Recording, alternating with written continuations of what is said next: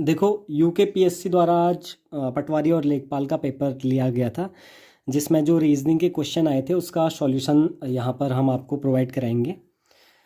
तो सबसे पहले हम इस वाले क्वेश्चन को उठाते हैं। ठीक है, इस वाले क्वेश्चन को कैसे सॉल्व करना था, ये क्वेश्चन दिया था, इस क्वेश्चन का कोड ये था, तो हमको इसका ही कोड यहाँ पता करना था। तो ये सॉल्व कैसे होगा, जैसे अगर हम अल्फ़ाबेट की नंबर पोजीशन बताएं तो जी का नंबर पोजीशन होता है 7 और आर का होता है आपका 18, ए का होता है 1, एस का होता है 19, पी का होता है 16, ऐसे ही बी का 2, एम का 13, वी का होता है 22, एन का होता है आपका 14 और के का होता है 11। ठीक है, तो सबसे पहले आपने इसमें करना क्या था, इसमें आपने इनका डिफरेंस देखना था कितना है। ठीक है, जब आप इसका डिफरेंस देखने जाओगे, 7 में से 2 घटाओगे तो 5 आ रहा है, मतलब -5 हो रखा है। ऐसे 18 में से -5 13 हो रखा है। ऐसे ही 1 में से -5 आप करोगे तो 22 आएगा। 19 में से -5 करोगे तो 14 आएगा। 16 में से -5 करोगे तो 11 आएगा। ऐसे ही आप यहाँ कर लो, सी का 3, आर का 18, ए का 1, एन का होता है 14, ई का होता है 5।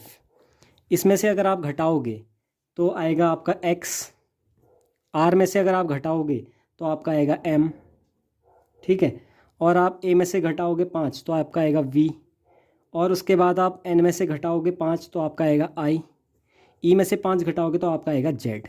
ठीक है, एक्स की मैं पोजीशन करके भी आपको बता देता हूँ। एक्स की पोजीशन होती है 24, एम की होती है 13, वी होता है 22, आई होता है 9 और जेड होता है 26। 3 में से 5 घटाओगे, -5 पीछे जाओगे, अल्फ़ाबेटिकल ऑर्डर से आप पीछे जाओगे तो 3 में से 5 घटाने पर 24 एक्स मिलेगा। 18 में से 5 घटाओगे 13, 13 पे होता है एम। 1 में से 5 घटाओगे आएगा 22, 22 पे होता है वी। 14 में से 5 घटाओगे 9, 9 पे होता है आई। ऐसे ही इस वाले केस पे, तो इसका आंसर था ये। ठीक है, फिर अगला क्वेश्चन पूछा था, ये रीजनिंग का क्वेश्चन के साथ साथ मैं कहूँगा कि मैथ्स का क्वेश्चन था। इसमें आपको बताना था टोटल पद कितने हैं। तो इस पर एक फार्मूला लगता है, वो फार्मूला है A N is equal to A plus N minus 1 into D. तो ए एन क्या होता है, लास्ट वाला पद 369 इज इक्वल टू ए होता है पहला पद 201 और एन माइनस 1, एन तो आपको निकालना है। ठीक है, तो ये ऐसे रहेगा। डी क्या होता है, किन्हीं भी दो नंबरों का आप डिफरेंस लोगे तो 7 आ रहा है। देखो 208 में से 201 घटाओगे 7, 215 में से 208 घटाओगे आएगा 7, यानी कि ये 7 था। अब आप क्या करोगे, इस वाले टर्म को यहाँ लेके आओगे तो ये क्या होगा, 369 minus 201 is equal to n minus 1 into 7। अब इसमें से आप इसको घटाओ, 9 में से 1 जाएगा 8, 6 में से 0 6 ही होगा, 3 में से 2 गया 1। अब कितना है आपके पास, n माइनस 1 इंटू 7। अब ये इंटू वाली चीज़ कहाँ जाएगी, डिवाइड में जाएगी। 168 divide by 7 is equal to n minus 1। अब 7 से भाग दो, 7 दूनी 14, बचा 2, 7 चौको 28, यहाँ 24 आ गया।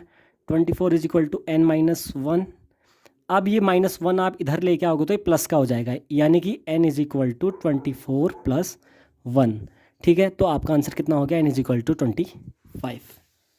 ठीक है, अब ये वाले क्वेश्चन को कैसे सॉल्व करना था, वही नंबर पोजीशन लिखेंगे इसी की तरह। जेड की नंबर पोजीशन होती है 26, ए की होती है 1, एक्स का 24, डी का होता है 4, वी 22, जी 7, टी 20 और जे 10, आर 18, एम 13, पी होता है 16 और पी होता है 16। तो आपको अगला टर्म बताना था, अगला टर्म क्या है।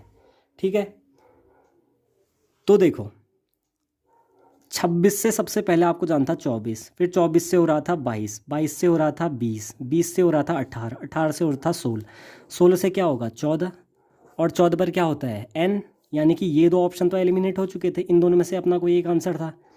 फिर आप अगले अगले वाले नंबर्स को देखो, ये 1 से 4 हुआ यानी कि +3 इस पे ऐड हुआ, 4 से 7 यानी कि +3 इस पे ऐड हुआ, 7 से 10 +3 ऐड, फिर 13 हुआ, 13 के बाद 16 हुआ, 16 में +3 जोड़ोगे आएगा कितना 19।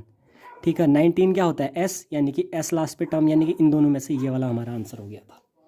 ठीक है, फिर इस वाले क्वेश्चन को कैसे सॉल्व करना था, इसमें क्या था कि इस वाले नंबर का स्क्वायर करना था। 5 का स्क्वायर कितना होता है 25। ठीक है, 28 में से 25 घटाओगे तो आएगा 3। ठीक है, ऐसे ही 11 का स्क्वायर करना था, कितना होता है 121। 125 में से 121 घटाओगे तो आएगा कितना 4। ऐसे ही आपको यहाँ पे 9 का स्क्वायर 81 लिखना था। अब यहाँ पर कुछ ऐसी संख्या आएगी जिसमें से आप 81 को घटाओगे तो 11 आएगा। तो आपके ऑप्शन क्या क्या थे, आपके ऑप्शन दे रखे थे 85, ठीक है, 92, ठीक, और था 99 और था 70। तो इनमें से वो कौन सा नंबर है जिससे मैं अगर 81 घटाऊँ तो 11 आए? वो है 92। तो इसका आंसर था 92। ठीक है। फिर ये वाला क्वेश्चन था, इस वाले क्वेश्चन पर क्या करना था, प्लस का मतलब था इंटू, प्लस का मतलब इंटू, यानी कि जहाँ जहाँ प्लस है आप उसको इंटू कर दो। ये इंटू हो गया, ठीक है, ये प्लस था तो इसको इंटू कर लो। ठीक, इंटू का मतलब माइनस था, यानी कि ये माइनस हो गया। इंटू का मतलब ये माइनस था, ठीक है, इंटू का मतलब ये माइनस था। माइनस का मतलब था डिवाइड, ये माइनस का मतलब हो गया डिवाइड, और डिवाइड का मतलब था प्लस। ठीक है। अब 36 में से 4 घटाओगे आएगा कितना? 32 भागा 8 माइनस 4, यानी कि ये कितना हो रहा था? 8 चक्को 32, 4 में से 4 गया 0, यानी कि ऊपर तो 0 आ गया। अब नीचे कितना है देखो, 8 चक्को 32 माइनस 16 दूना 32 प्लस 1, 32 में से 32 आएगा तो आएगा 0 प्लस 1, यानी कि 0 प्लस 1 बच रहा है। और पूरी संख्या हमारे पास कितनी आ रही है? 0/1, यानी कि हमारा आंसर होगा 0। ठीक है। अब अगला क्वेश्चन एक मैथ से फिर दिया था इन लोगों ने, जिस पर आपको एरिया निकालना था। तो क्वेश्चन था हमारा, एक मिनट में क्वेश्चन देख लेता हूँ। क्वेश्चन था एक मैदान जिसकी लंबाई 1 किलोमीटर है, यानी कि लेंथ 1 किलोमीटर दी थी और चौड़ाई उसकी दी थी 1/2 किलोमीटर। ठीक है, 1/2 किलोमीटर चौड़ाई दी थी। उसका क्षेत्रफल यानी कि एरिया निकालना था, और एरिया का फॉर्मूला होता है L गुणा बी। L आपको दिया था 1 इंटू बी, यानी कि 1/2। मल्टीप्लाई करोगे तो आपका 1/2 आ जाएगा आंसर। ये आपका आंसर था। अगर आप इसको लेंदी भी करते फिर भी आपका आंसर आ जाता। कैसे? अगर आप इस 1 किलोमीटर को अगर 1000 मीटर मान के भी करते तो 1000 मीटर हो जाता, और 1/2 किलोमीटर यानी कि 500 मीटर, इसको 500 कर लेते। इनकी मल्टीप्लाई अगर आप करते तो आता कितना? 5 लाख। ठीक है। अब ये तो मीटर में आया, हमको आंसर किलोमीटर में निकालना था क्योंकि ऑप्शन किलोमीटर में थे। तो इसको फिर से किलोमीटर में बदलने के लिए हमको 1000 मीटर से ही डिवाइड करना पड़ेगा। 1000 मीटर से जैसे हम इसको डिवाइड करेंगे तो 3 जीरो से 3 जीरो कटेगा, बचेगा कितना? 500 मीटर। और 500 मीटर का मतलब क्या होता है? आधा किलोमीटर, 1/2 किलोमीटर, यानी कि आंसर था 1/2 किलोमीटर। फिर एक डायरेक्शन से हमारे पास एक क्वेश्चन था। वो क्वेश्चन क्या था, एक बार मैं आपको पढ़ लेता हूँ। ठीक है।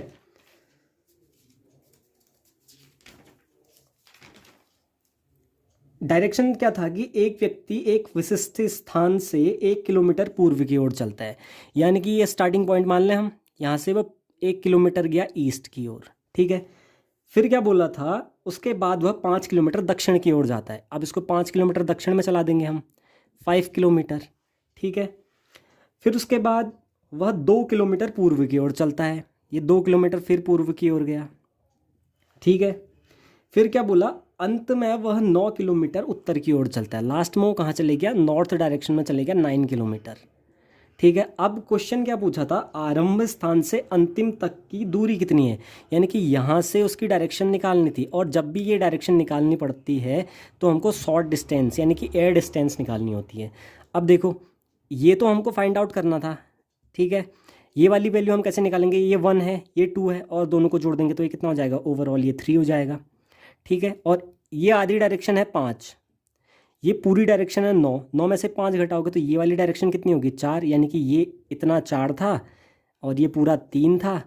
तो हमको ये पता करना था। यहाँ पर पाइथागोरस प्रमेय अप्लाई होता है। अगर आपको ट्रिपलेट याद है 3 4 5 तो सीधे आंसर 5 था। अगर आपको ये याद नहीं है ट्रिपलेट तो आपको पाइथागोरस प्रमेय लगानी थी। पाइथागोरस प्रमेय क्या होता है? कर्ण का स्क्वायर बराबर आधार का स्क्वायर धन लंब का स्क्वायर। ठीक है। कर्ण आपको निकालना था, X square is equal to आधार कितना है?